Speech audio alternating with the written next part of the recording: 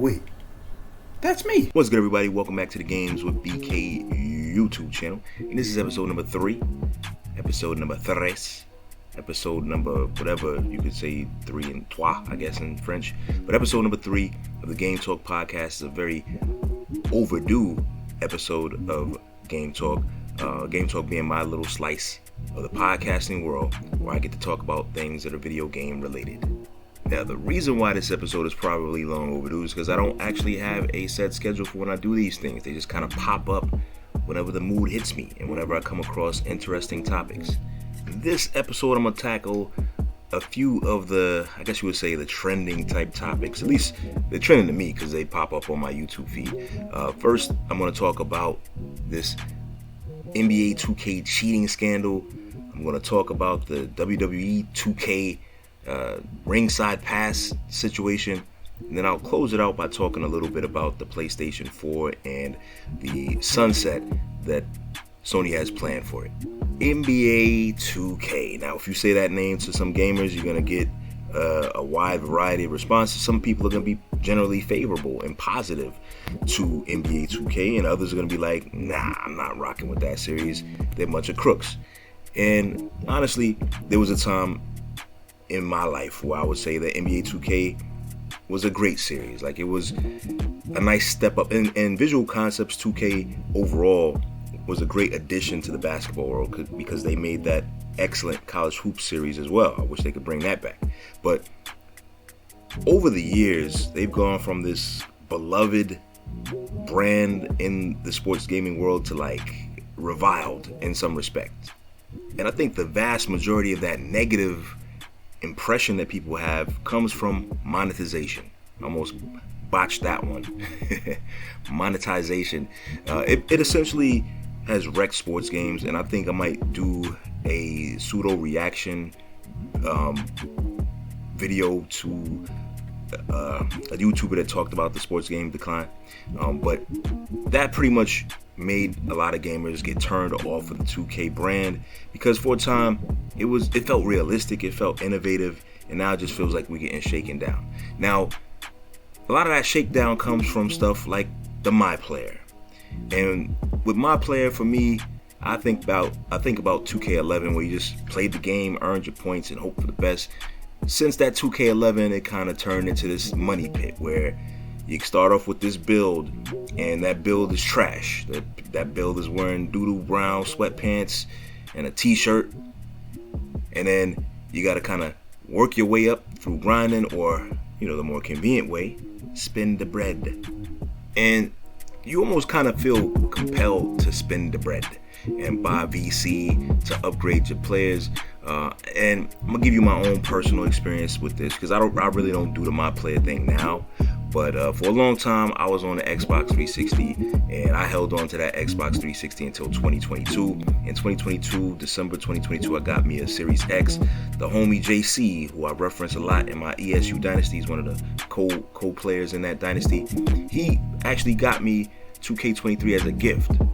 And because the game was free, I was like, all right, I'm going to spend a little money on this My Player thing. I had other coworkers who were into the whole My Player, playing games online.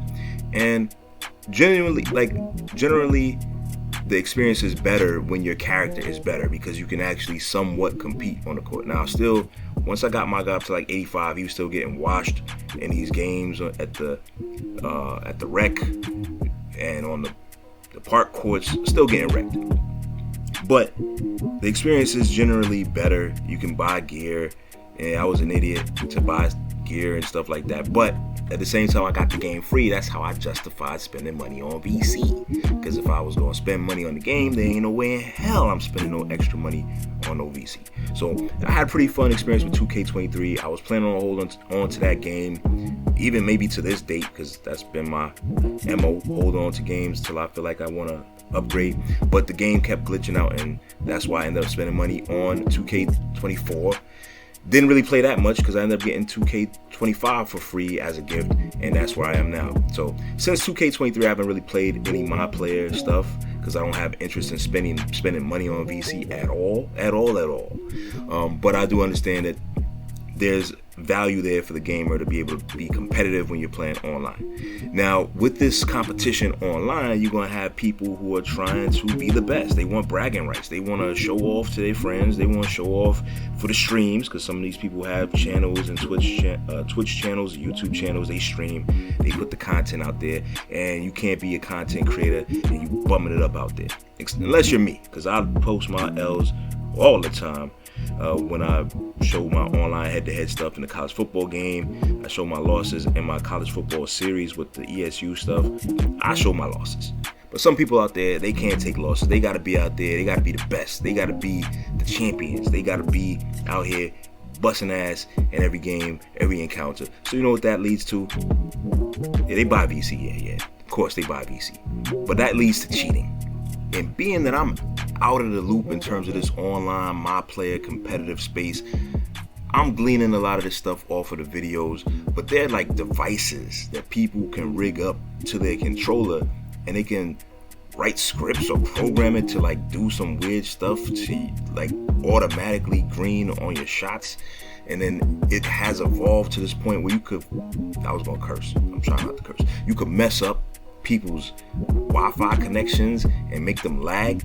That's crazy to me, man. Y'all bugging. For me, winning online is never that important for me to like just sabotage somebody's connections, log people out of the game, no loss, log outs, or whatever those things are that I was seeing in those videos. Like, the game is not that serious. Like, yeah, when I play college football 25 and then Madden and then college football 26 online head-to-head, I'm trying to win, and I'm trying not to get blown out.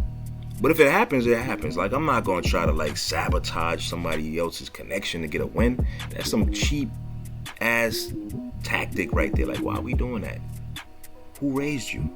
Y'all seem like the kids that say, yeah, let's do a race, and you trip the person as soon as they come out of the starting block or whatever. Like, come on, man, what are we doing here? What? We used to be a proper society. Or maybe we never were, but we used to be able to handle stuff a little bit better in terms of this online head-to-head type stuff. Like, come on. And plus, now you can actually wager VC against somebody, so you essentially stealing from somebody. Then there's these competitions for bread, so you stealing and cheating. Like, this is crazy to me, man. Why are we doing this? And now the most important question is, what is 2K gonna do? Because if they piss off the side of their gamer base, their fan base that actually spends money on the game continuously, then you know they kind of effed up at that point.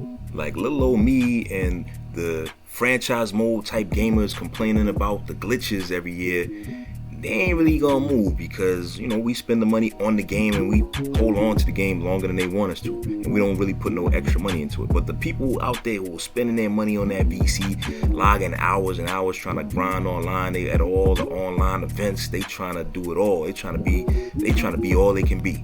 Now you start pissing them fans off, then you might run the risk of losing some bread. So I think 2K is going to have to respond in some kind of way. They're going to have to develop a way to really investigate the reports of cheating. They're going to have to find a way to flag anybody who uses any kind of external devices to help them.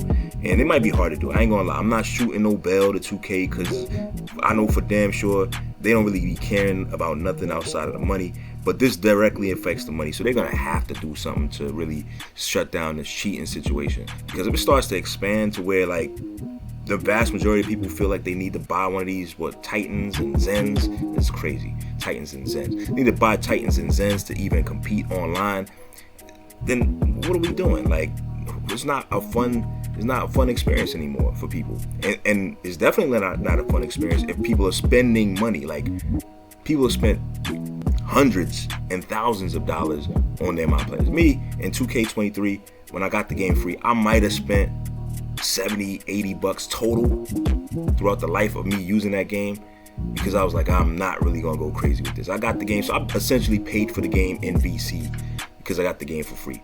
But like, there's people out there really putting whole paychecks on VC and multiple builds. They don't even let you recycle the money on a whole different character. Nah, you gotta spend more money, and it's crazy. So they got to do something about the cheaters, or else they run the risk of really sabotaging the fan base, the gamer base, and make people a little more hesitant to really spend the bread. Or maybe not. Maybe they look at y'all, the ones who spending the money and buying the game every year, as sheep. Maybe that's how they viewing y'all, and they feel like y'all gonna forget about this come next September when we drop NBA 2K27. Y'all gonna be talking about it in the videos leading up to it. I'm talking about the content creators. But then y'all still gonna get the game. Y'all either gonna try to get the game for free by speaking favorably and positive about it, or you're gonna spend the bread and play and then talk about your experiences and stream. So I don't know. The solution is, though, stop being cheaters.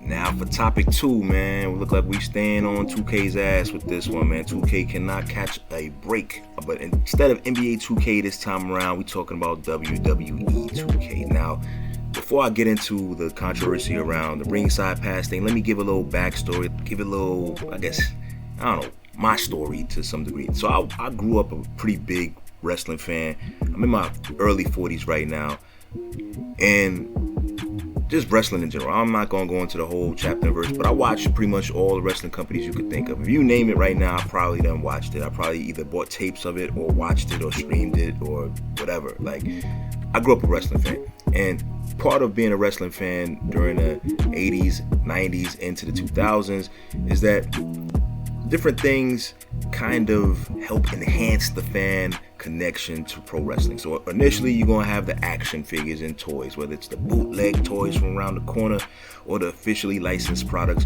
You're going to have those. They're going to enhance your fandom. Then you start to get into the electronics. Then you're going to have the wrestling video games. Those things also enhance your fandom. So for a long time, I was deep into the wrestling rabbit hole, deep into the vortex, as you would say. But I would say in recent years, I've become more of a casual fan, where I'm off. Right now, I'm recording this on a Monday, February 16th, and it's about 6:05 p.m. 6:05, oddly enough, a legendary time in pro wrestling. But yeah, it's 6:05 right now, and I don't really have any plans to even check out Monday Night Raw. I might check out the podcasters and YouTubers talk about Monday Night Raw. I might watch little clips on the YouTube channel about Monday Night Raw, but I'm probably not going to watch Monday Night Raw tonight. And that, I guess, casual status has in some respect affected how much I play the wrestling games. Like, if I'm being 100% honest with you, I have WWE 2K22 that my brother gave me when I first got the Series X. I got WWE 2K23 that I bought on sale when that went on sale. And I also have WWE 2K24. Got that game when it went on sale. But I haven't played any of those games to any real extent. I think when I looked up the time played on 2 of those games, I might have come up with a combined total of 21 hours or thereabout. And with 2K22, I think that might push it over a full day worth of gaming between 3 different titles. The last real wrestling game that I played with any real regularity might be 2K15 and 17 on the 360. Let that sink in. This is coming from a dude who used to play Fire Pro Wrestling G, trying to download all kinds, not download, but trying to create all kinds of creative wrestlers from all over the world. Like, I was trying to make Lucha Libre wrestlers. I was making ECW wrestlers. I was going crazy with that game. And this is coming from the dude who used to go crazy with the WWF Attitude game and like the SmackDown vs. Raw series. I was going crazy making creative wrestlers and playing for hours. We had the multi-tap on the PlayStation and the PlayStation 2 with like 4 or 5 of us just having fun with the game, like 4 people at a time, obviously, but we was just going crazy with it. Then gravitate that to the 360, and we playing the online connection against each other. Like, we was going crazy. But now that craziness has kind of ceased, and I haven't really played those games. So when I started seeing the news about the WWE 2K26 Ringside Pass hit the timeline, hit my YouTube feed, I had to dive in and figure out what's going on, because I'm kind of out the loop, to be real. I got those games with the express purpose of doing certain things with those games, and I never got around to doing them. I never made no content, never really created that many characters, never really played those games. So I had to find out what's happening, and apparently the 2K company is bugging out. They coming up with a ringside battle pass for WWE 2K26, where I'm gonna explain it in a minute, but basically the overview is that you could spend all the money you want and you're really not gonna get all those things unlocked. You're still gonna have to grind through the game to some degree, or you could pay a little extra money to get a tier skip and do some stuff. But basically, battle passes are like a gift and a curse, I guess, for the gaming industry. I'm never one to really indulge in those because the games that I played traditionally didn't require one. I was, I guess, for the longest period of time, a sports gamer, so we didn't really have the battle pass type thing. I was never really into the shooters like that, but it did allow the developers to generate some newer content and I guess some bonuses, and then generate some money. Obviously, that's the most important thing. But it allowed them to generate money, and it feels like every game wants some version of that. Like they want to be able to offer something that you pay and you get something of some kind of value. It may not be equal value, it may not be fair value, but you get something from it.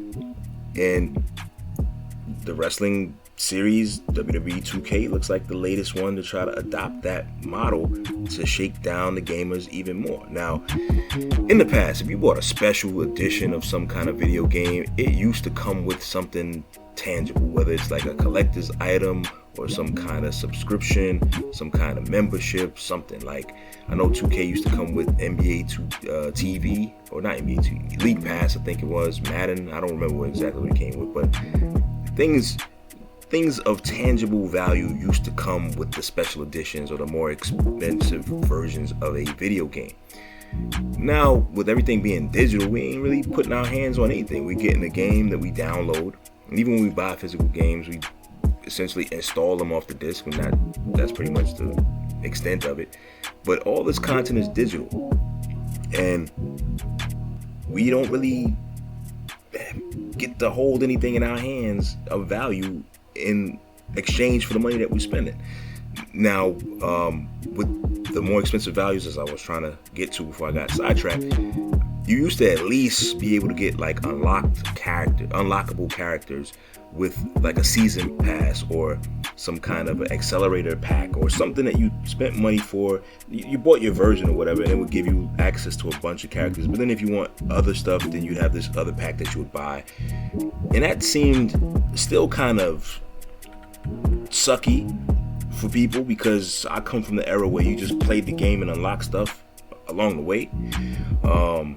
But at least it was available to you if you didn't spend the money. But now everything is kind of locked behind paywalls, and I really don't like that. I feel like if you're spending any kind of money, you should have access to everything that the game has to offer, with maybe some exception. And I'm not even really jacking this exception, but say you have like a limited edition type thing that you're doing for the game, maybe that could be locked behind a paywall. But even with that, I don't like that, because somebody did spend some kind of money on the game. Somebody spent the $70 on the game, and with these prices of video games going higher and higher, who knows, how high that's going to go. You spent some kind of money. You should be able to play through and earn everything that the developer decides to put in the game, because no longer are these games like fully finished at launch and on a disc that you have to press. They can just put stuff, they can give you an update and put stuff on the game. So why not allow the person who spent money to just play their way through it, independent of servers? And that's another thing, independent of servers, and get the content that they want. No, they want us to spend the bread and try to get all of the unlockables. Alright, so let me go ahead and read this article from the Sportster, written by Josh Colson a few days ago, regarding the Ringside Pass. And it'll give you some explanation as to what the new Ringside Pass is. So here we go. WWE 2K26 is bucking a long-standing trend for the series, as it won't have DLC packs that are released sporadically throughout the year. The game will still have DLC, but that additional content will be tied to something called the Ringside Pass. The announcement of Ringside Pass has left some of you confused, so we've put together a handy guide to try to explain how the new system is going to work. Alright, so now, this is one of the subheadings. I keep having to click off these damn ads off the website. Another pet peeve of mine, but we continue. The free track and the premium track. The Ringside Pass is effectively WWE 2K's version of a Battle Pass. Those of you who play games like Fortnite and Marvel Rivals will know what that means. For those who don't, a Battle Pass, or in WWE 2K's case, a Ringside Pass, is a track players need to work through, usually via gameplay, with rewards to unlock as they progress. Now, we're going to continue with the next part of this article. As is also typically the case with Battle Passes in other games, WWE 2K's Ringside Pass will have a free track and a premium track. The free track is available to all players regardless of which edition of the game you own. It includes 60 rewards to unlock across 40 tiers. The premium track includes an additional 60 rewards to unlock.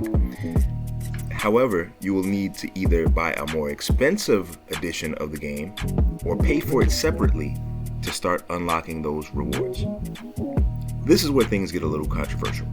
WWE 2K's DLC superstars are included among those 120 rewards. However, all of them will be on the premium track.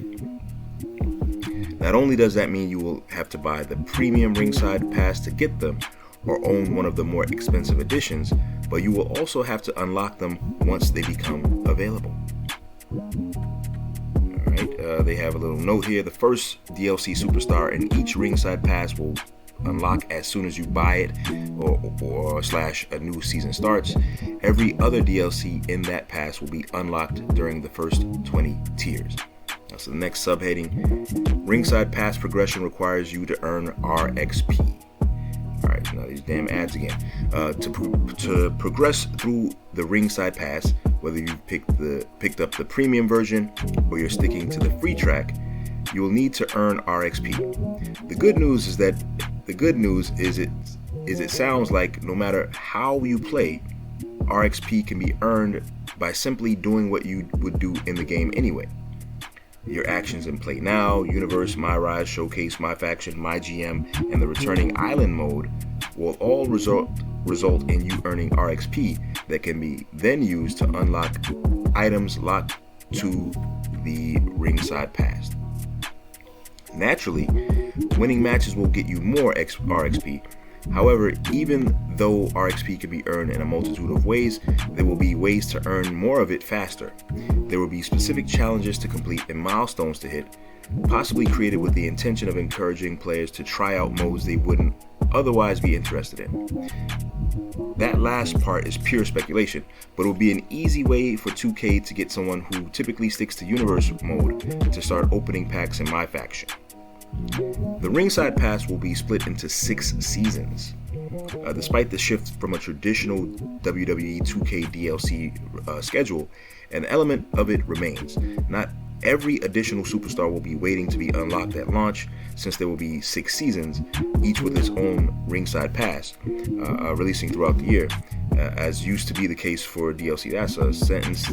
Man, that was a sentence. How many passes you will have to buy depends on which edition of WWE 2K6 you own. Alright, so another note, Season 1 begins a week before WWE 2K26's release date, at the same time as its early access period for those who pre-ordered versions of the game that grant them that access. Now, if you have the standard edition, then you will need to buy all 6 Ringside Passes as and when they are released. The King of Kings edition includes Season 1 of the Ringside Pass, so nothing to worry about until Season 2. The Attitude Era edition gets you the first 4 seasons, and the Monday Night War edition includes all 6 seasons, so full access every step of the way without having to spend another penny. There aren't time limits on seasons. Having to earn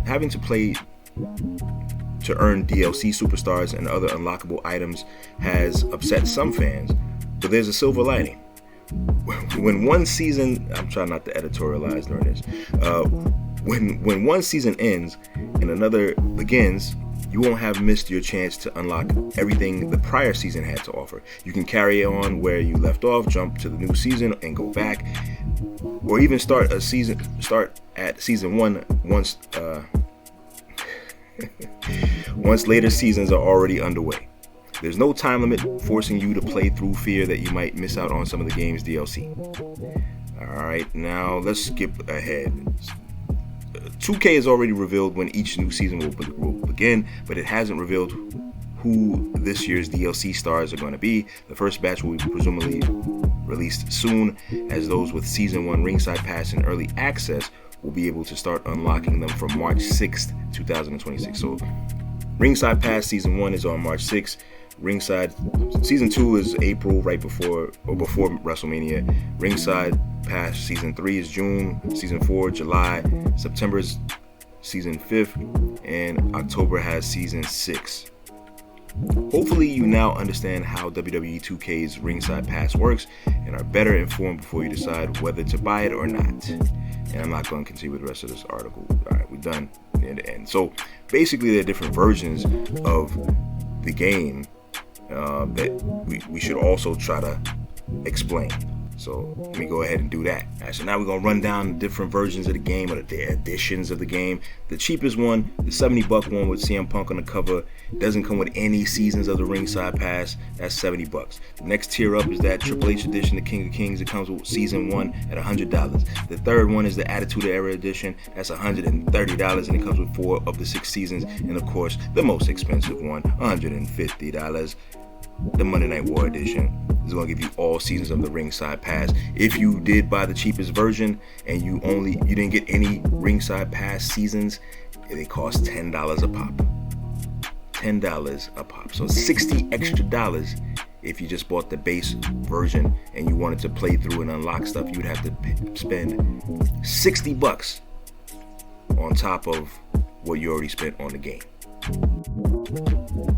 I ain't gonna hold you, these video game companies are playing in our faces. They taking us for idiots when they do these kinds of pricing tactics and stuff like that. And they know that the gamer fan base, the audience, is pretty much captive. Like, it's well and good to say, yeah, we could not buy the game. We'll not do this. And I'm one of the people who won't buy this game. Like, I have no interest in buying this game. Not even on discount, to be real. Because I haven't played the previous 3 games. And I spent money on 2 of those games on a discount, and I haven't played them, so I'm not spending money on this game or the 2K25 that's out right now for WWE. But they're playing in our faces because they know they could get away with it. And $60 extra on top of your initial purchase is crazy to me. I feel like that's a ripoff, and the extra $60 doesn't really get you anything except for the one character that they'll release at the start of the season. But then the rest of them you still have to unlock. And from what I understand, you can only earn RXP if you're connected to the internet. Now, I love the fact that video games were able to integrate with the internet, because it did allow us to get additional content beyond what the developers originally intended, or different updates and fixes and patches and all this other stuff. But at the same time, it's just another conduit for us to be shaken down by these companies. Because why do they want us to be connected to the internet? So you can buy VC. That's why. So you can be sold stuff. So you can be shown ads. So you can be pitched different things to make them make more money. Which I get from a capitalistic perspective. That's what they're supposed to do. But it feels wrong to spend money on a product, then have to spend more money on the product and still not get the thing that you originally intended with it. I would have rather them just say, all right, pay $150 and everything in the game is unlocked. You ain't got to do nothing else. Right now, they're hurting how people play the game. Some people only play this game so they can do their universe mode. They want to download their legendary characters. And I subscribe to some of those people on my YouTube channel that they create these shows with throwback World Wrestling Council, I think that's in Puerto Rico, WWC. They'll do throwback NWA. They'll do their own customized fantasy WWE or ECW. People play this game in the way that they prefer to play this game, and for you to add these little hurdles to try to convince them to play some mode that they have no interest in playing, but it's a mode that you can possibly get a few dollars out of them, feels wrong to me. Some people are into this game because they're the masters of creator player, creator wrestlers. They stake their whole YouTube channel, their whole website on their ability to like make these realistic, lifelike representations of wrestling characters. But now you're gonna lock up some of these created player parts and moves behind this paywall. But it's not just a paywall anymore. It's beyond being just a paywall. It's a paywall, and then you have to play the game some more to get the stuff that you're looking for. Nah, man. And I guess they're gonna introduce the tier skips thing too, so you can skip tiers. Like, you just tell people you just shaking them down for money. I would respect that a lot more if you just made the game, whatever the manufacturer, whatever the retail price would be for all these things, just roll it into one massive price. Then let the gamers decide, let the market decide, as the capitalists would say. Let the market decide who's gonna buy the game or not. Like, tell people you gotta spend $185 and you get everything, and then you'll see some people who will spend $185, and you're gonna see some people say, I was gonna curse again. They're gonna say, nah, we ain't doing that. We ain't spending no $185 on no game. I was gonna curse again.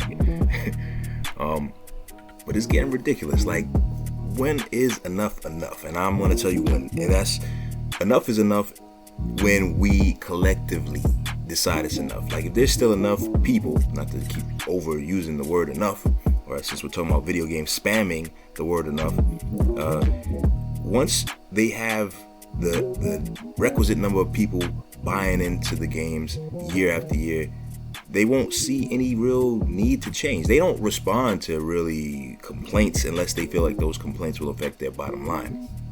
Like the persistent glitches that I've seen across different versions of Madden, different versions of NBA 2K, I've not seen them addressed. Like, how do you go 4 or 5 years with the same well-known, heavily documented issues with no fix? I'll tell you how. Those errors, those glitches, those mistakes don't affect their bottom line because they typically happen in the modes that are like either offline modes or modes that they can't find a way to monetize.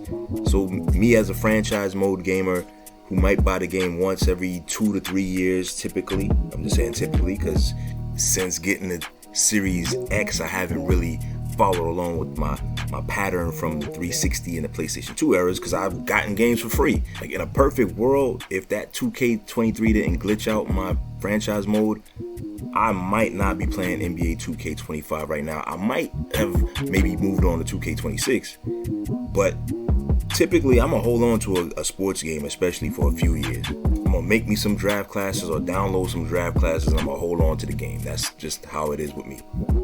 And I think these companies, I don't say that they're hip to us per se, but they're looking for ways to keep gamers engaged throughout the life cycle of the game and condition them to like ditch the game at the end of when the next one is released, which is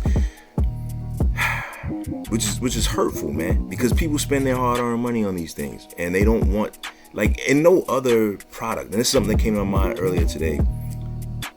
Before, for a long time here in the United States, you buy a product and you expect to have it for a lifetime. Like, everything is designed to fall apart nowadays. But at one point, like my grandfather when he was alive, he'll tell you, like, certain things are just built to last. You buy it once and it'll get you through most of your life.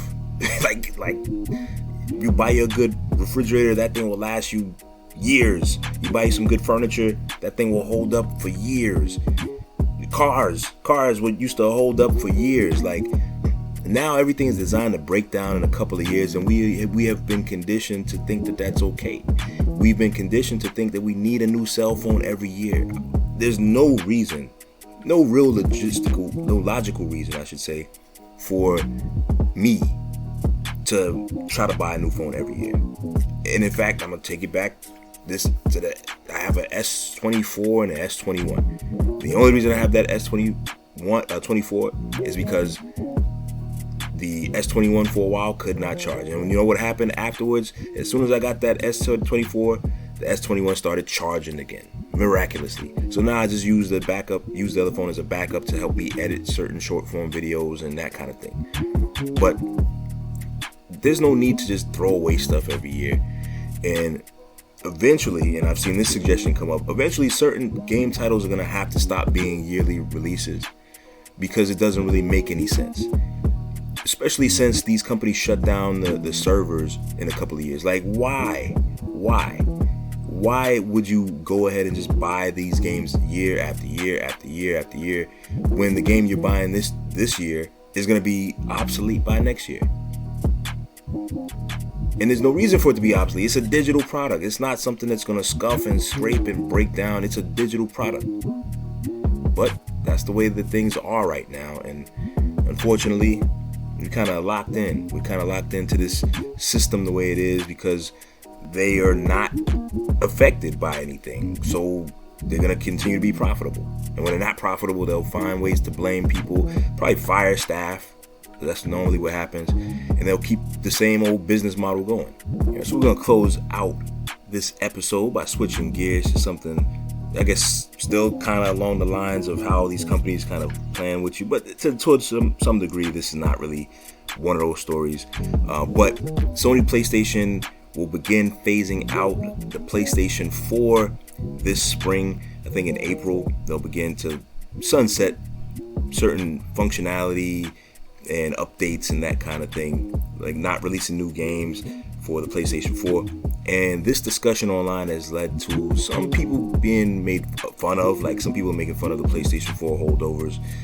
But it's a safe space for you guys. Safe harbor. I'm not going to be one of those dudes who try to clown you for that. Because as I mentioned before, I held on to a 360.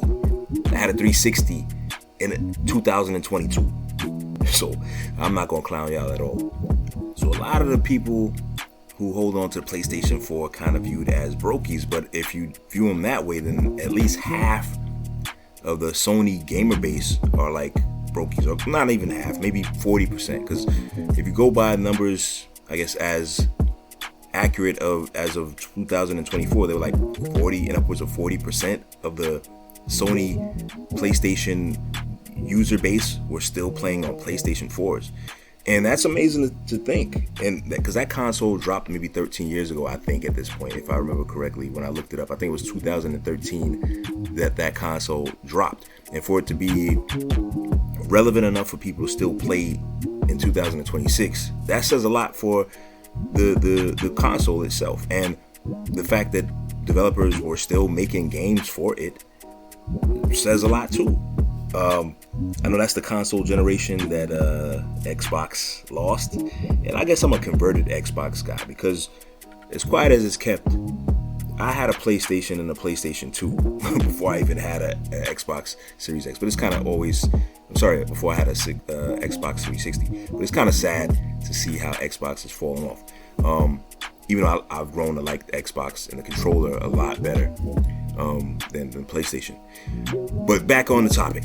The PlayStation 4, I feel bad for those gamers because I was in those shoes where I didn't feel compelled to upgrade. Like some people feel like, oh, you got to upgrade. You got the new PlayStation 5. It's way better. It's way better. It's way better. It's way better for you, perhaps, but it may not be way better for someone's individual circumstances. Like when those consoles were first coming out in 2020, around the pandemic era or whatever, it was so hard to get. My stepson got one, luckily. But not, and then they became increasingly easier to get, but the prices were still pretty out there. And for people who went through the pandemic, maybe had some economic hardships, maybe life is back to normal overall, but maybe they're not really keen on spending money. That maybe they're people who were in industries that kind of tightened up as a result. Maybe they're in a position where AI, and I've used AI as a tool, so I'm kind of guilty, I guess, in using the tool, but people are losing jobs due to stuff like automation and AI, and maybe they don't feel comfortable just spending money on a console, and I can't blame them.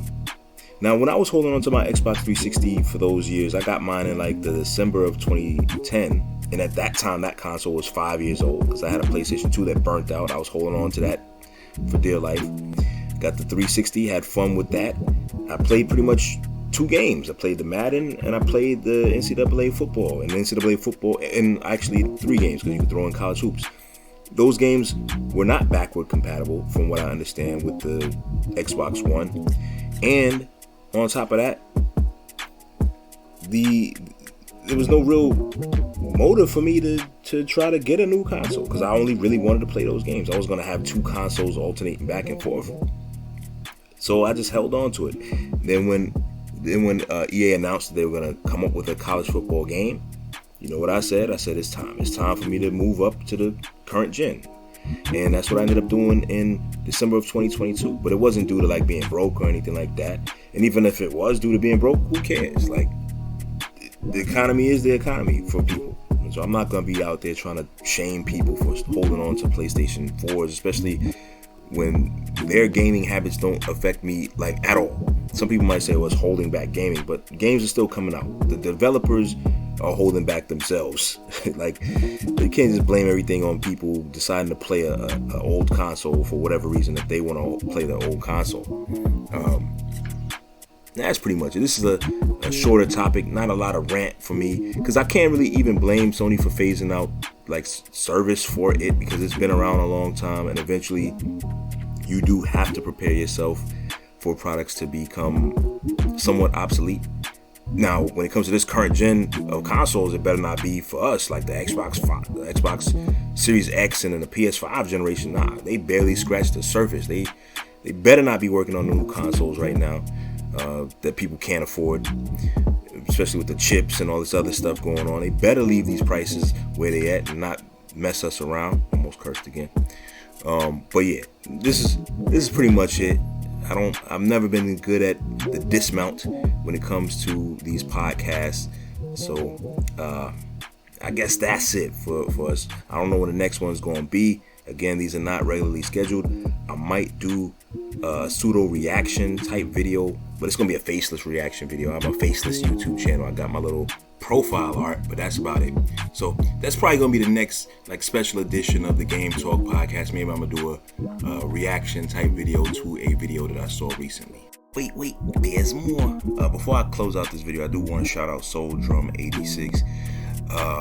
Like, among the videos that I watched that inspired me to just come back to this podcast, at least for the time being, it was one of his videos about the WWE 2K26 Ringside Pass. It was like a series of his videos, and then I kind of went down a rabbit hole and ended up subscribing to his channel. So Soul Drum 86 on the low kind of made me want to dust off the podcasting mic, at least for a limited time, because I got this video and I am trying to plan something else. So now I'm done. I promise. Thanks for checking out this video, and if you got some time, check out some of the other content that we have in the Games with PK YouTube channel. Wait, that's me.